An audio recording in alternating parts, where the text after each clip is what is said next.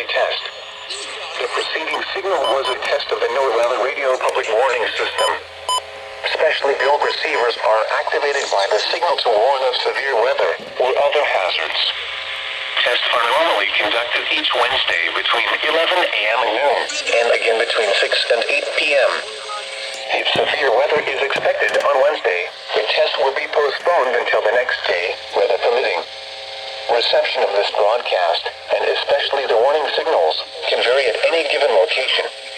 This variability, normally more noticeable at greater distances from the transmitter, can result even though you are using a good quality receiver in perfect working order.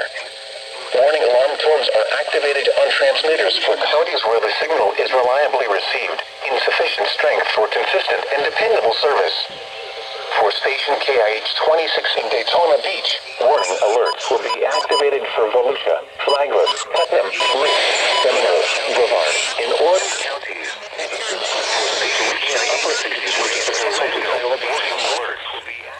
Another frontal boundary arrives this weekend. For station WXJ70 in Melbourne, warning alerts will be activated for Brevard, Orange, and Osceola counties. For station WWS Fort Pierce, warning alerts will be activated for Indian River, Martin, Okeechobee, and St. Lucie counties. This has been a test of the NOAA Weather Radio Public Warning System. We now return to the regular broadcast program.